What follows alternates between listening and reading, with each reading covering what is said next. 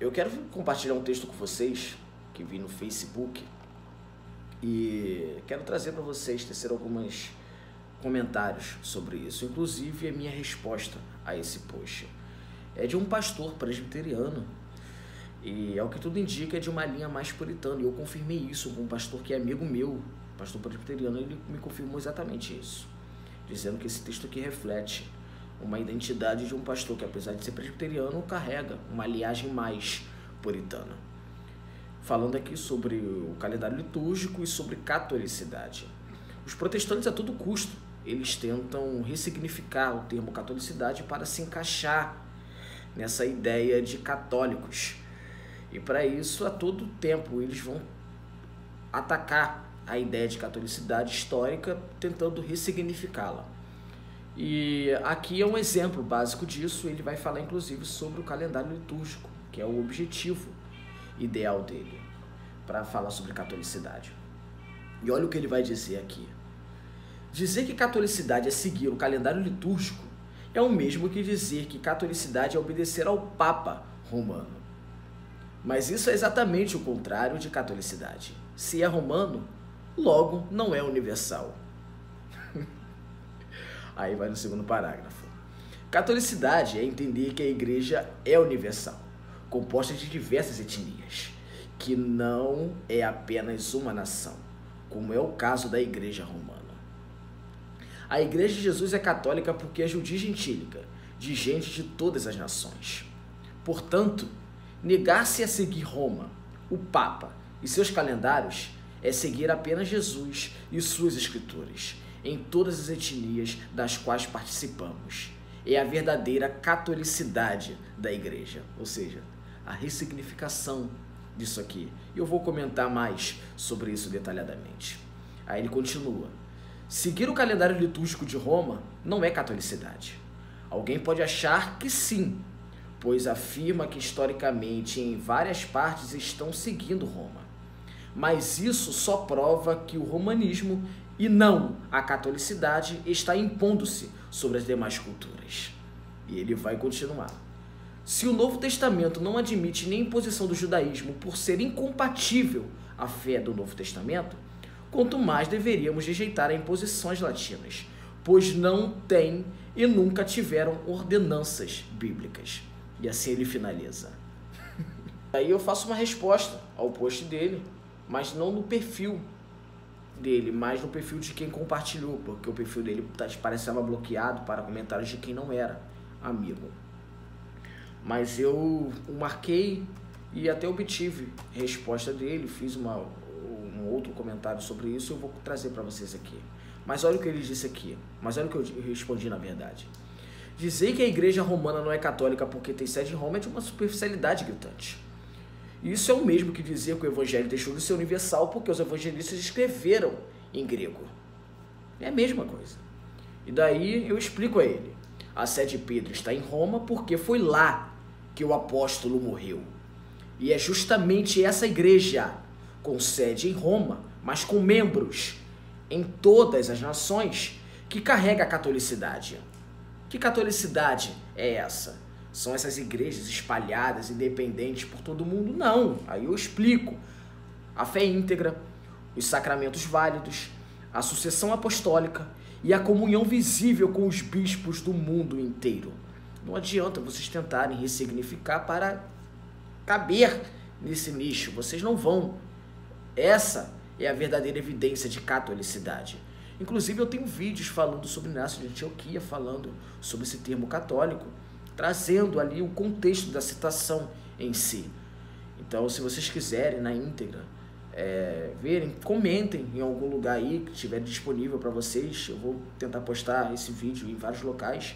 Vocês comentem que eu vou dar para vocês o link, aí vocês vão ter na íntegra lá o vídeo. Aí eu continuo o comentário.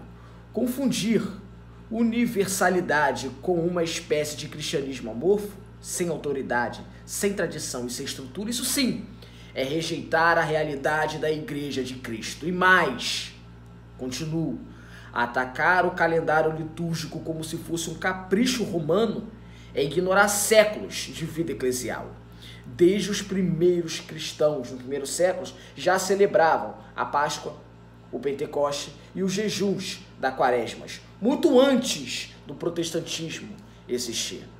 Faz sentido uma igreja que nasceu pós século XVI agora querer falar sobre calendário litúrgico, dizendo que isso não reflete a catolicidade, mas sim o romanismo, e querer ressignificar a catolicidade? Pô, meu amigo, vocês estão de brincadeira, né? Aí continuo.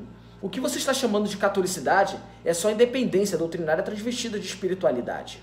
Mas não há catolicidade sem comunhão visível, sem unidade na fé e sem sucessão apostólica. Negar Roma, negar o Papa e a liturgia é negar os próprios alicerces históricos e teológicos do cristianismo. E isso não é ser católico, é apenas refletir a fragmentação iniciada no século XVI. Ele me responde, e olha a resposta dele, simples, curto, dizendo que o post era para protestantes, que se diziam católicos reformados, e não para romanistas. Essa foi a explicação dele. Daí eu respondo, explicando novamente. Não vai aceitar, principalmente vindo de uma linhagem puritana, não espero muita coisa. Mas eu disse que o ponto ainda continuava central e inalterado. Catolicidade não é um adjetivo maleável que se adapta ao grupo que o reivindica, mas a uma realidade objetiva, histórica e teológica. Não adianta vocês quererem pegar o termo catolicidade e quererem ressignificar ao grupo e querer utilizar isso como reflexo das escrituras, inclusive do Novo Testamento. Por favor, eles têm implicações históricas e confirmações, inclusive, e eu vou falar justamente sobre isso. É exatamente isso que Santo Inácio de Antioquia nos ensina.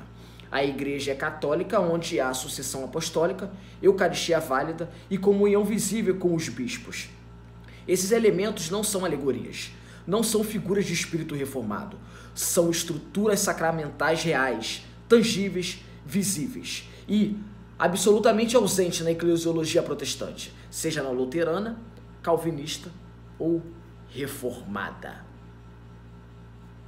Só aqui eu fui bem claro, mas eu ainda continuei, ou seja, não importa se o post for direcionado a protestantes reformados ou a católicos romanos. O ponto é que a verdade sobre o que é a Igreja Católica não muda conforme o alvo. Ela permanece a mesma. Onde eu estou aqui, continuo. Não há catolicidade reformada da mesma forma que não existe sucessão apostólica independente. Ou se está em comunhão com aquilo que a Igreja sempre foi desde os apóstolos, visível, hierárquica e sacramental, ou está fora da catolicidade, por mais que o vocabulário tente imitá-la. Eu vou deixar o link para vocês, que eu continuo nos comentários, mas para não ficar muito extenso aqui. Aí depois ele faz um comentário dizendo que a igreja papista não é proprietária do nome católico, que em várias igrejas ortodoxas também utilizam nas mais diversas localidades esse nome. Tem denominações utilizando o nome, ou seja, aponta para o relativismo, esse tipo de comentário frajuto, argumento pífio dele, mas enfim. Vou tecer também alguns comentários sobre isso. Daí ele finaliza dizendo que a igreja papista não pode ser considerada o dona do termo católica porque as várias denominações hoje que utilizam esse termo. E eu pergunto, e daí? E daí?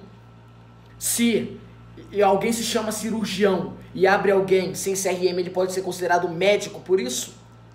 Se eu escrevo o Banco Central na porta de um papelão, quer dizer que eu controlo a moeda de algum país? Lógico que não, porque nem sempre o nome confere a identidade. Só que o problema aqui é básico.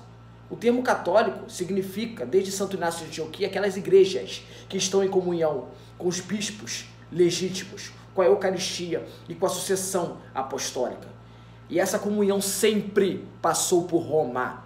Desde o segundo século, a igreja de Roma foi considerada como o centro da unidade cristã. Argumento do tipo, muita gente usa esse termo, é risível, sabe por quê? Mormons, testemunha de Jeová, adventistas, gnósticos, hereges de toda parte se intitulam cristãos. Esse termo é vago, aberto, vazio, por conta disso? Não.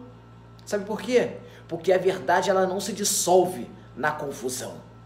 Ela se reconhece na continuidade, na verdade, na tradição e na comunhão. É simples isso e é básico. Portanto, eu concluo dizendo, você quer discordar da Igreja Católica? Ok, perfeito. Mas não tente reescrever a história da Igreja como se ela fosse um concurso de slogan. A Igreja Católica não é uma entre as outras. Ela é a esposa de Cristo reconhecida pelos apóstolos. Quem rompe com a sé de Pedro, rompe com a unidade visível da Igreja. Isso não sou eu que estou dizendo. É Santo Inácio, é Irineu, Santo Agostinho, Atanásio, Cipriano e toda tradição.